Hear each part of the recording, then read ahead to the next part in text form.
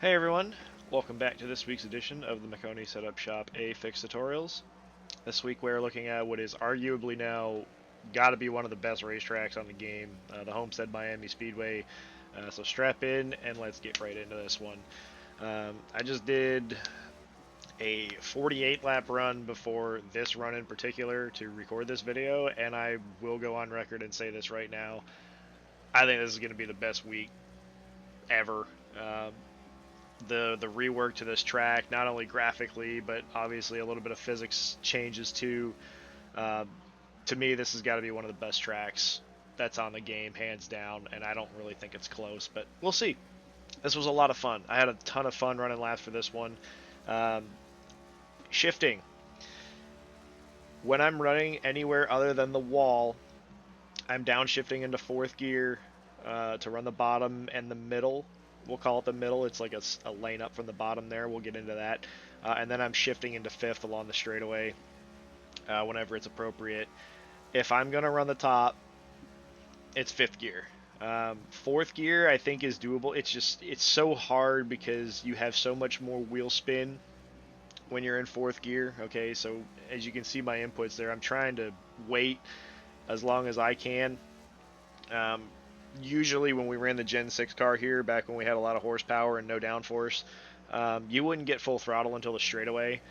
With this next gen car, you can still get full throttle a little bit before you get onto the straightaway, but I do recommend waiting as long as you can to save that right rear tire, because if you start beating the heck out of this thing, you're going to be melting your tires and you're not even going to have anything 15 laps in.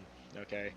Um, a big thing when you're coming off these corners, I find one of the biggest tricks I was ever taught here is to try to have your wheel as straight as possible. Okay, it's hard to drive this car off the right rear. I get that, but for this track, in order to save tires, it is imperative that when you're coming off the corner, you're as smooth as you can be with the gas, and you have to have that wheel as straight as you can. If you're coming off the corner with a lot of wheel input, even say like 11 o'clock on the wheel angle, you just you start melting the tire because you're dragging it across the racetrack as you track out to the wall. So that's a big one to try to save the tires. And then again, because we're using fourth gear, you're going to have higher RPM, you're going to have a little more wheel spin. You really got to pretend that there's an egg under that accelerator. Uh, I will say what I was doing the last run I did, I think it was about 30 laps in, I noticed I was doing it where I was trying to leave it in fifth gear, and it really wasn't helping, if I'm going to be honest. I thought it would because it would eliminate some of that wheel spin. Unfortunately, not only was it slower, it was more bogged down, and even when I tried to get into the gas a little harder to make up for it being bogged down, I just got really loose. So I feel like leaving it in fourth gear throughout the majority of the run, if you are running the bottom, is better.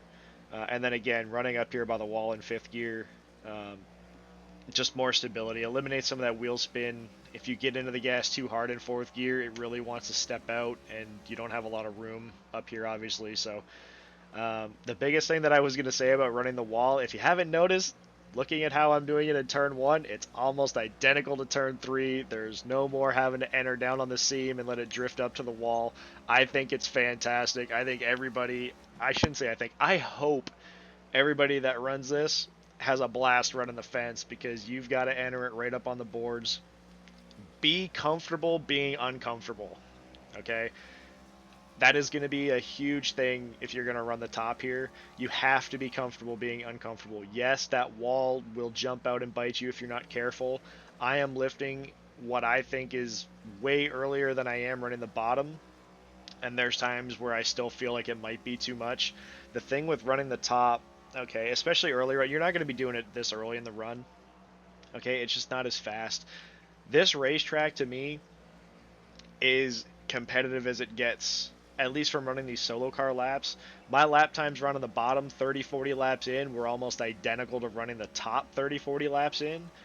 And I think that is just going to make, it's going to make passing difficult, obviously, but it's not going to be, you know, I have to be running the top in order to defend or hold my position. If you can hang on to your tires and manage your tires properly, you can make passes running the white line against somebody who's running the top.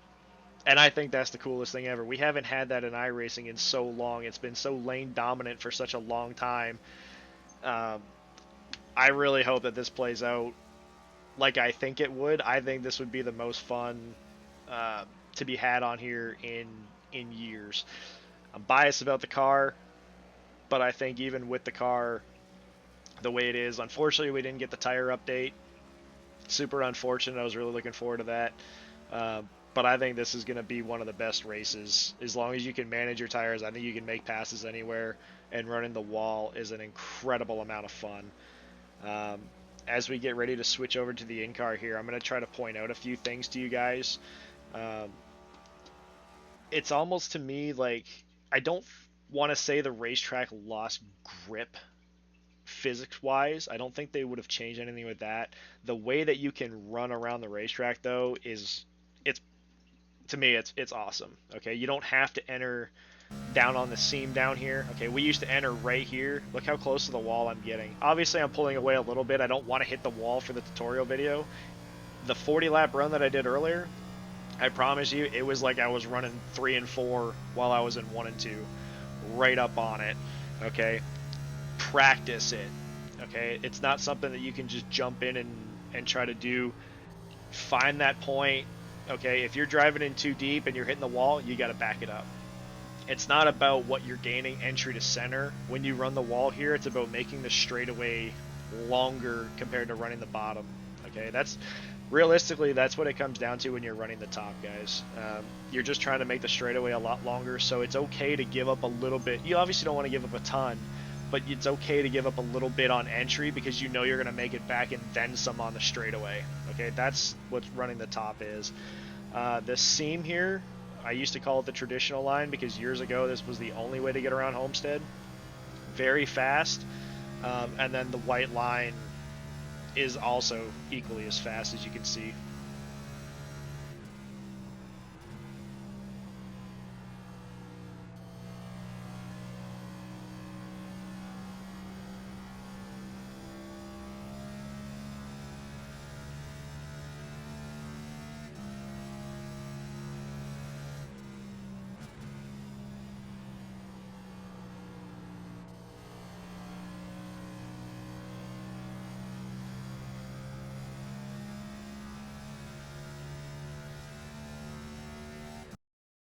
Okay, guys, a couple of things that I wanted to point out. Other than graphically, I think this place looks gorgeous with the graphics update.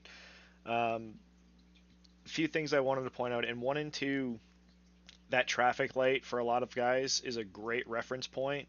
Whether you're driving in after it, before it, whatever, I think that's a great reference point to base where you want to lift. I think lifting before it is obviously way safer. But again, in the race, like certain conditions, I should point out too that the conditions that I have here, the only thing that I think is right is the time, the date, and the ambient temperature. Because it's week 13, the forum post when it shows the schedule doesn't give you all the wind and humidity and all that stuff. Okay, so the wind is like 5 miles an hour north, and the humidity I think is like 30 or 40%. It's not identical to what the affix conditions are going to be, but I'm hoping that it's close enough. Okay, 3 and 4, there's no uh, caution light. Okay, um, it's moved way farther down. Like it used to be somewhere around this area, okay, and now it's way down in the corner. So that caution light there is kind of useless. It's not a good reference point because if you're driving in that deep, you're in the fence no matter what you do. Um, so again, you got to practice. For you guys, find a visual that helps you, okay. Um, and again, if you find that you're struggling to hit your line and you're pushing up, back the corner up. Okay, either back the corner up, change your brake bias. You got to do something. This is not a racetrack that you want to be overdriving the entry and sliding because you will melt your tires. It's way better to be a little easier in, be patient during the center of the corner, and then have a nice straight shot off. And don't forget about trying to keep the wheel straight. Okay, it's very important. That'll just about do it for this week's video. I think I touched on everything I wanted to cover.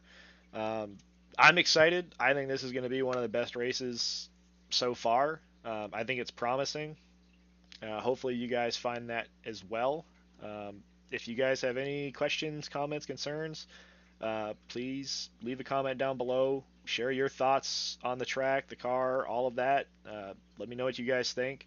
Hopefully, I'm not too far off when I say this is probably going to be the most fun yet. Um, as always, if you find that this video was helpful, please consider leaving a like and make sure you ring that notification bell. Hit the subscribe button if you haven't already done so. That way you guys can see these videos every Monday when they're posted on the Maconi YouTube page. Alright guys, best of luck this week. Have fun, and we'll see it on the track.